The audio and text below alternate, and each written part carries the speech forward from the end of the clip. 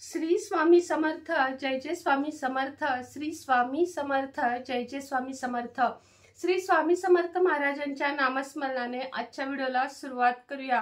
शुभ रात्री तुम्हा सगळ्यांना। कसे आहात तुम्ही सगळे? आशा व्यक्त करते स्वस्त असाल, मस्त असाल, स्वामींच्या सेवेमध्ये रममाण असाल। उद्या आहे विजयादशमी, दसरा। अगदी शुभ मुहूर्त जो 3.5 मुहूर्तांपैकी एक शुभ मुहूर्त मानला जातो। या दिवशी आपल्या दुर्गा देवीने महिषासुर मर्दनाचा हे केलेला होता, वध केला होता। महिषासुर राक्षसाचा वध केलेला होता। तसेच प्रभू श्री रामरायांनी रावणाचा सुद्धा वध केला होता। त्यामुळे विजय प्राप्तीसाठी आणि शत्रूंपासून संरक्षण मिळण्यासाठी, शत्रूंचा समूळ नाश करण्यासाठी हा दिवस विशेष असा मानला जातो। हिंदू संस्कृतीमध्ये दसरा या सणाला खूप सारे महत्त्व आहे।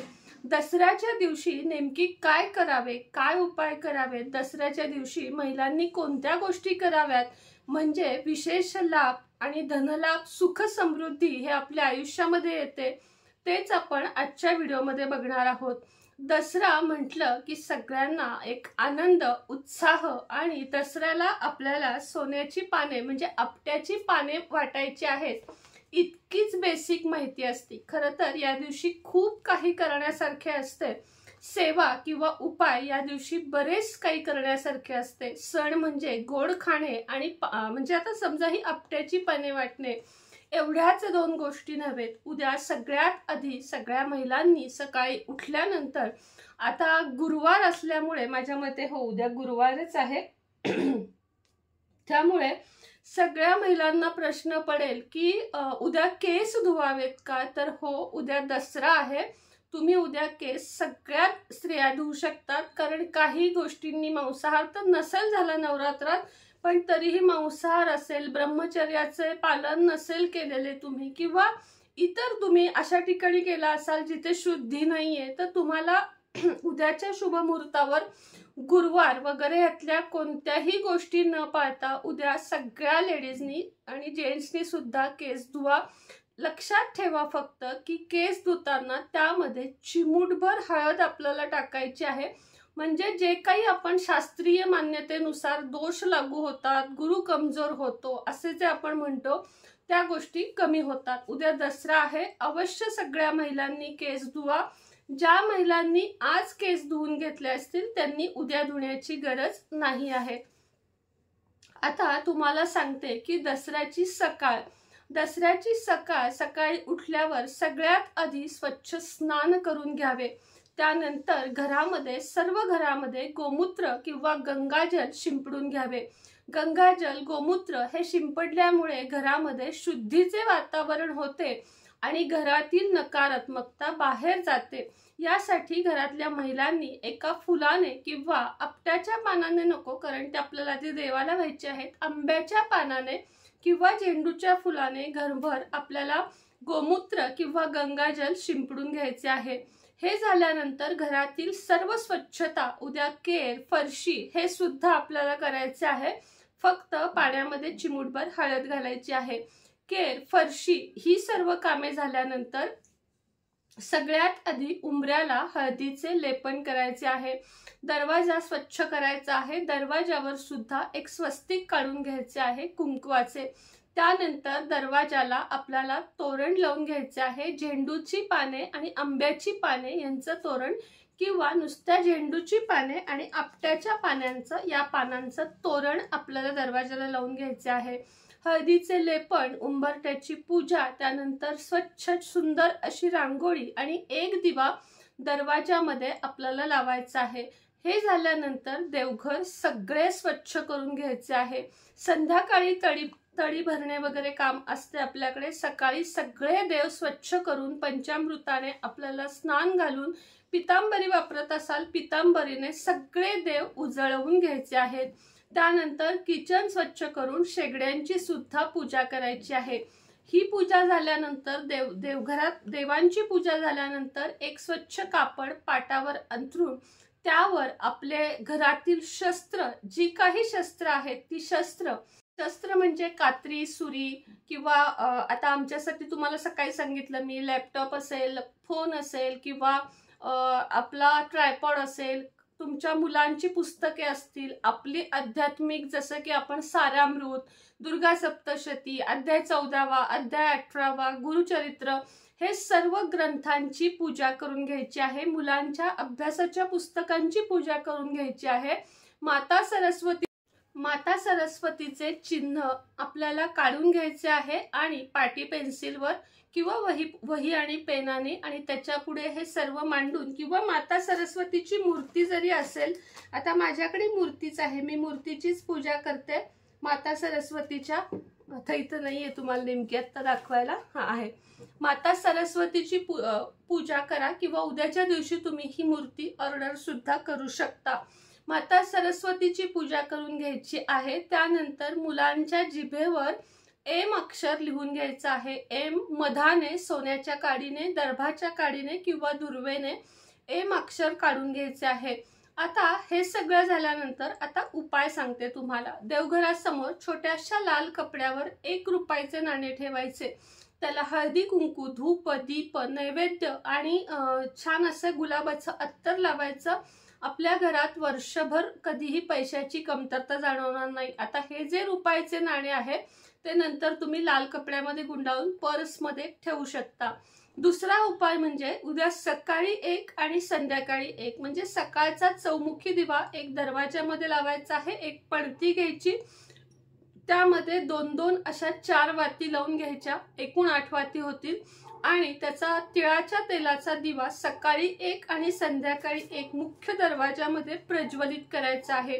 त्यानंतर आपल्याला संध्याकाळी, उद्या दसरा आहे, दसऱ्याला लक्ष्मीची पूजा करण्याची सुद्धा खूप मान्यता आहे. लक्ष्मीची पूजा उद्या करायची आहे. उद्या तुम्हाला सकाळी झाडू घेऊन यायचा आहे नवीन. मोठा आणा, केरसुणी आणा, कोणतीही आणा. उद्याच्या दिवशी दसऱ्याला झाडू आणण्याची सुद्धा खूप मान्यता आहे. झाडू आणावा, त्याची रीतसर व्यवस्थित पूजा करावी आणि दुसऱ्या दिवशी म्हणजे परवा दिवशीपासून तो झाडू वापरामध्ये काढावा. लक्ष्मीची पूजा कशी करावी, तर लक्ष्मीची मूर्ती तामणामध्ये घ्यावी. त्यानंतर त्याच्यावर पाण्याचा अभिषेक करावा. ओम श्रीम महालक्ष्मी नमः या मंत्राचा जप करत पंचामृताने अभिषेक करावा. त्यानंतर हळदीचे चमचाभर पाणी, म्हणजे चमचाभर पाणी चमच्यात घ्यायचे, त्यात हळद घालायची, ती मिक्स करायची, हळदीच्या पाण्याने अभिषेक करावा. त्यानंतर चमचाभर पाण्यात अजून कुंकू घालून कुंकवाने अभिषेक करून घ्यावा. हे सर्व झाल्यावर पुन्हा पाण्याने अभिषेक करून घ्यावा. मूर्ती स्वच्छ पुसून घ्यावी. त्यानंतर गुलाबाचे अत्तर लावावे. फूल म्हणजे लाल गुलाबाचे फूल, मोगऱ्याचा गजरा, हे सर्व काही वाहून घ्यावे. यानंतर आपल्याला माता लक्ष्मीला, जर तुम्हाला उद्या गोकर्णची निळी फुले मिळाली तर माता लक्ष्मी आणि भगवान विष्णूंना गोकर्णची फुलं अवश्य वाहा. यामुळे सुद्धा घरामध्ये सुख समृद्धी येते. ही फुले नंतर घरातील उत्तर दिशेला कागदात घालून किंवा कशी तुम्हाला जमतील तशी, जेवढे दिवस ती चांगली राहतील तेवढे दिवस घरामध्ये उत्तर दिशेला ही फुले ठेवायची आहेत. त्यानंतरचा उपाय म्हणजे लक्ष्मीपूजन तुमचे झाले करून धूप दीप, त्यानंतर खीर, मुख्य म्हणजे उद्या खिरीचा नैवेद्य दाखवायचा आहे. मखाण्याची असेल, शेवयांची असेल, कोणतीही खीर उद्या माता लक्ष्मीला 1 वाटीभरच करा, कारण पूर्णाचा स्वयंपाक असेल. 1 वाटीभर खिरीचा नैवेद्य तुम्हाला दाखवून घ्यायचा आहे. हे सर्व झाल्यानंतर आपल्याला श्री सूक्त, लक्ष्मी अष्टकम, लक्ष्मी सूक्त याचे पठण, विष्णू सहस्त्रनाम, व्यंकटेश स्तोत्र याचे पठण करून घ्यायचे आहे. 1 माळ पण मनोभावे ओम श्री महालक्ष्मी नमः या मंत्राचा जप करायचा आहे. 99 मंत्राची 1 माळ किंवा सकाळी मी सांगितल्याप्रमाणे 11 माळींची पूजा करायची, 11 माळींचा जप करायचा आहे. उद्या 2 झाडांच्या पूजेला पण खूप महत्व आहे, तसं तर 3. सगळ्यात पहिलं म्हणजे केळीच्या झाडाची पूजा उद्या करावी आणि केळीच्या झाडाला भिजवलेली हरभऱ्याची डाळ आणि गुळ नैवेद्य दाखवून त्याच्या खाली 1 दिवा लावावा. सकाळी किंवा संध्याकाळी 7च्या आधी, कारण संध्याकाळच्या झाडांना स्पर्श करत नाहीत. दुसरे म्हणजे आपट्याच्या पानांचे, म्हणजे आपण उद्या ज्याची पूजा करतो त्याचे झाड जर तुमच्या इथे असेल तर त्याची पूजा करण्याची सुद्धा मान्यता आहे. तुमच्या घरामध्ये भरपूर सुख समृद्धी या उपायाने येते. आणि तिसरे म्हणजे शमीचे झाड. जेव्हा भगवान आपले प्रभू श्री रामराया यांनी रावणाचा वध केला होता, त्याच्या आधी शमीच्या झाडाची पूजा करून आशीर्वाद घेतलेला होता. त्यामुळे शमीच्या पानांना उद्या म्हणजे शमीच्या झाडाचे सुद्धा उद्याच्या दिवशी खूप महत्व आहे. त्यामुळे शमीच्या झाडाची, केळाच्या झाडाची आणि आपट्याच्या पानांच्या झाडाची पूजा करून तिन्ही ठिकाणी उद्या दिवे लावावेत. सकाळी लावा किंवा संध्याकाळी लावा. आणि उद्या घरामध्ये शमीचे झाड लावू शकता, आपट्याच्या पानांचे झाड लावू शकता, तुळस लावू शकता, गोकर्णाच्या फुलांचे झाड लावू शकता. अशा पद्धतीची झाडे सुद्धा उद्या तुम्ही घरामध्ये लावू शकता.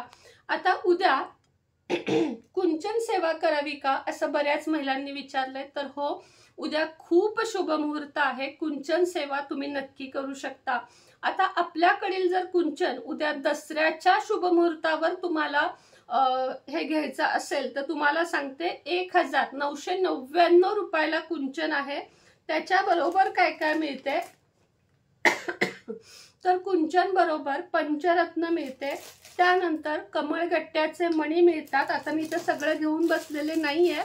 कमळगट्ट्याचे मणी, त्यानंतर गोमती चक्र मिळतात, कवड्या मिळतात आणि अशा प्रकारच्या बांगड्या मिळतात. तर अशा पद्धतीनं सर्व साहित्यासहित तुम्हाला उद्या 999 रुपयाला कुंचन सेवा मिळेल. त्यामध्ये सर्व साहित्य जे पूजेमध्ये लागते ते उपलब्ध असेल. उद्याच्या दिवशी सरस्वती माता, माता लक्ष्मी, गणपती, विष्णू लक्ष्मी यांची मूर्ती सुद्धा तुम्ही ऑर्डर करू शकता. कुंचनची सेवा नक्की घ्या. मात्र 999 रुपयामध्ये कुंचनचा ग्लास आणि हे सर्व साहित्य तुम्हाला मिळणार आहे. कुंचनची सेवा कशी करावी याचा व्हिडिओ मी उद्या संध्याकाळी माझ्या मते करेन, कारण खूप जणी विचारत आहेत की विधिवत पूजा दाखवा. तर उद्या मी अवश्य दाखवेन.